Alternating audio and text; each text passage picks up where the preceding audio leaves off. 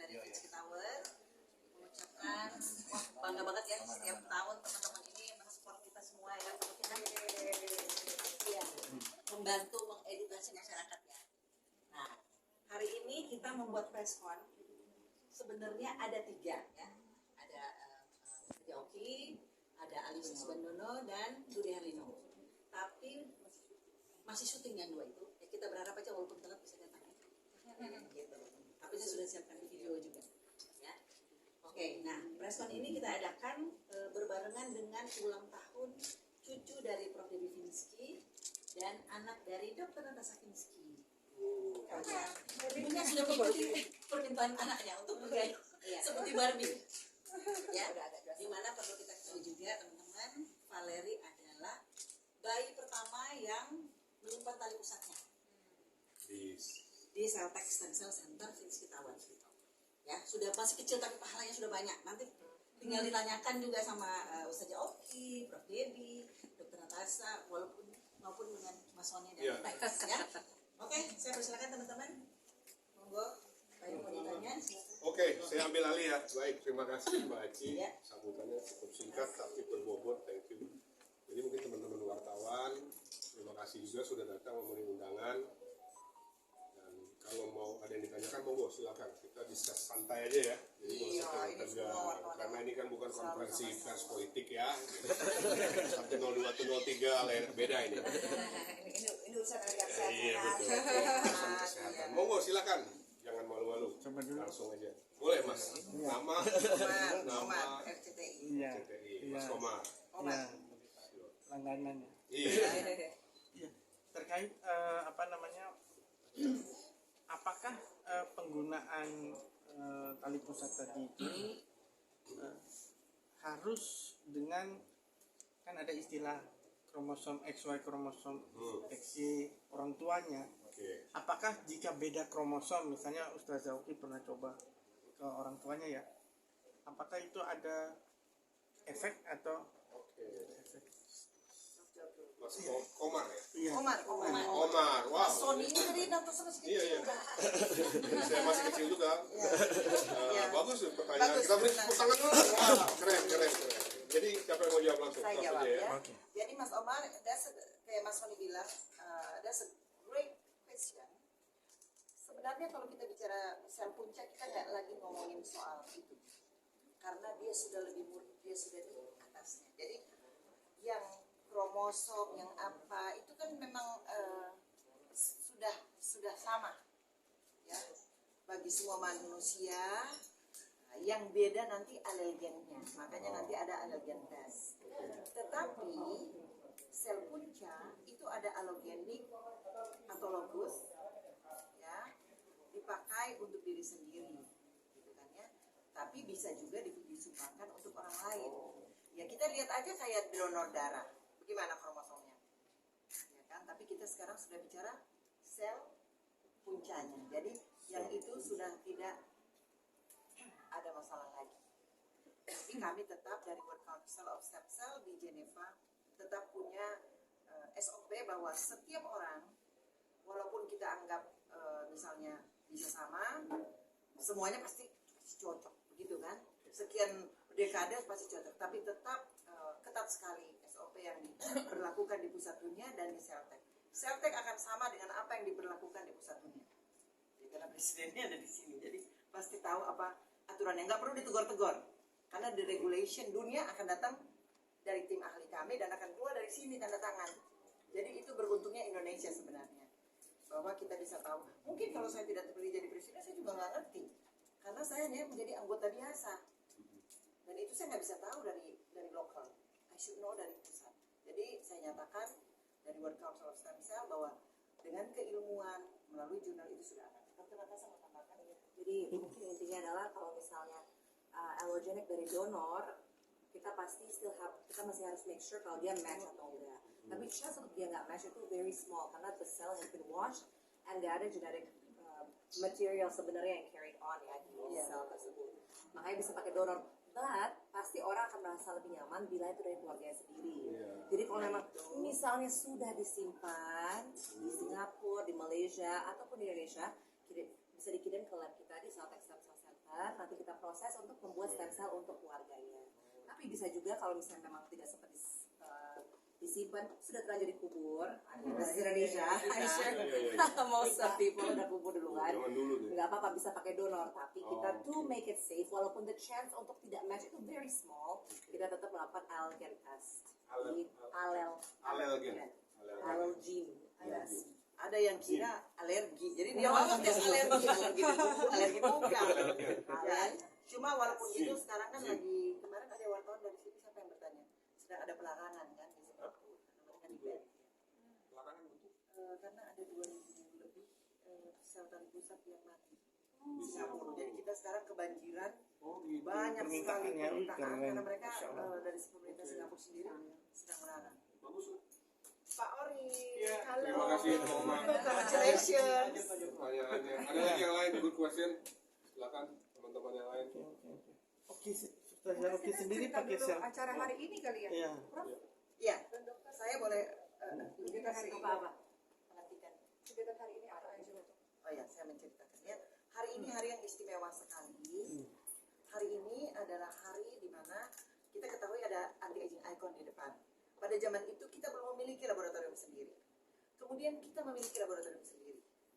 Dan dari Celltech Stem Cell Center itu menilai, melakukan pemilihan siapa yang sanggup. Tidak semua orang bisa dipilih menjadi anti-aging icon. Tidak semua orang bisa dipilih menjadi ambasador. Itu ada kriteria syarat-syaratnya.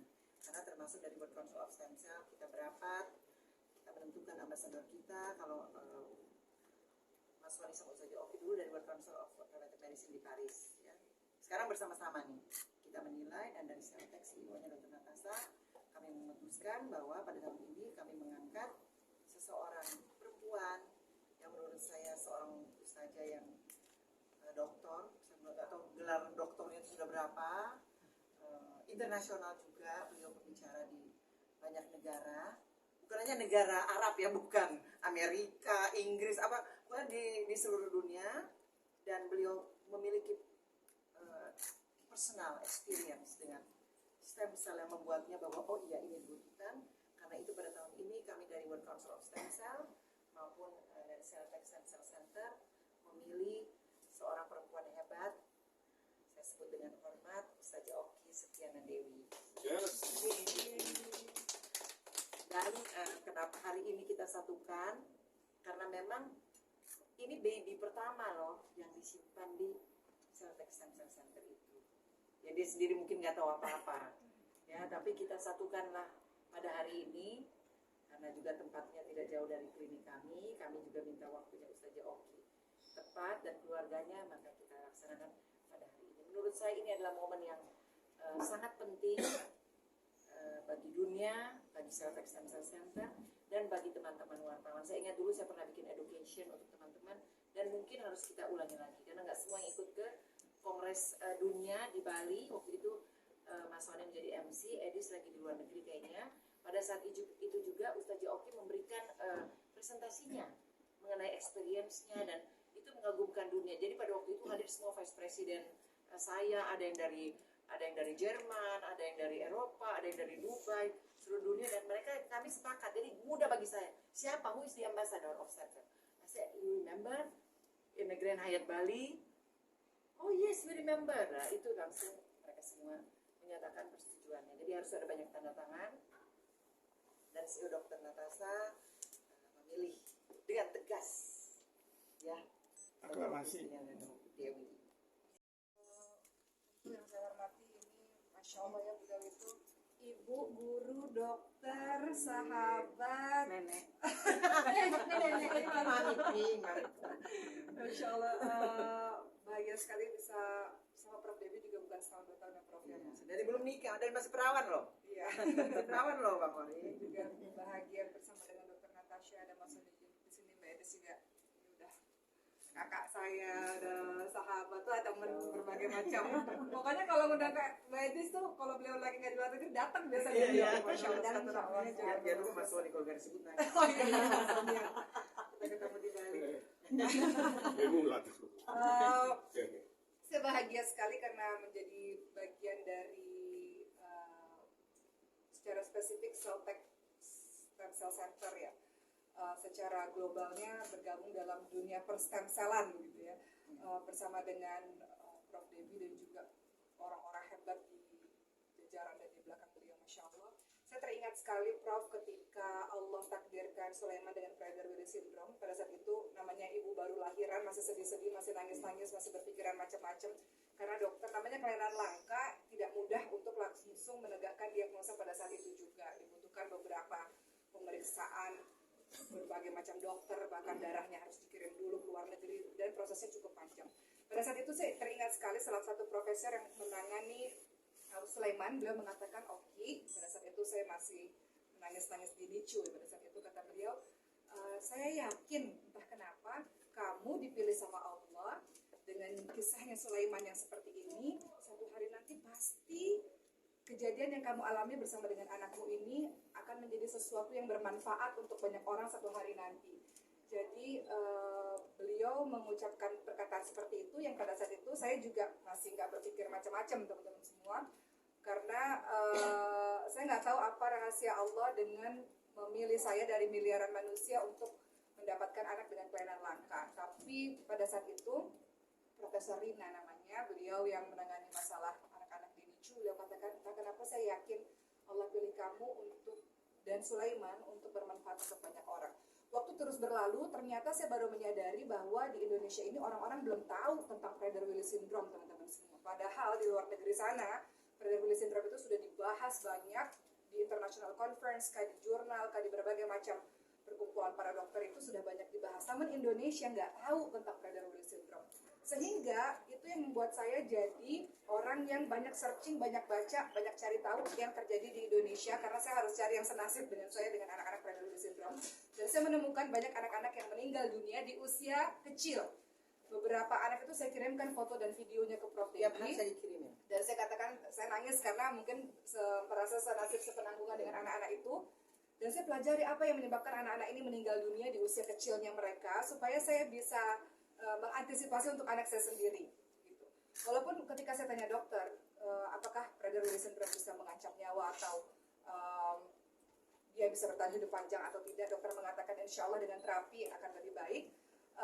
Tapi saya harus antisipasi kenapa anak-anak kecil ini banyak yang meninggal dunia. Jadi tidak terlalu susah buat saya sebenarnya, karena sekarang sudah zamannya sosial media, sudah zamannya internet, mencari tahu di berbagai macam pelosok tentang orang-orang yang mereka nggak tahu bahwa nama kelainan yang terjadi pada anak mereka adalah Prader-Willi syndrome. Tapi ketika saya tahu ciri-cirinya, jadi saya bisa bukan mendiagnosa, saya bukan dokter ya, saya bisa mengenal lebih cepat gitu. Ketika saya lihat di video-video, di foto-foto tentang anak-anak Prader-Willi syndrome yang pada akhirnya mereka beberapa banyak yang nggak bertahan.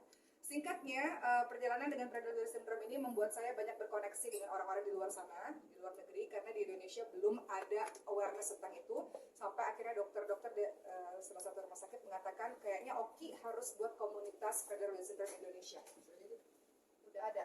Sekarang sudah bergabung beberapa orang yang ada di grup kita, dan saat ini mereka berkata, Sulaiman gimana seperti itu. Termasuk teman-teman di Malaysia kemarin juga presidennya tanya kepada Oki tentang stem cell.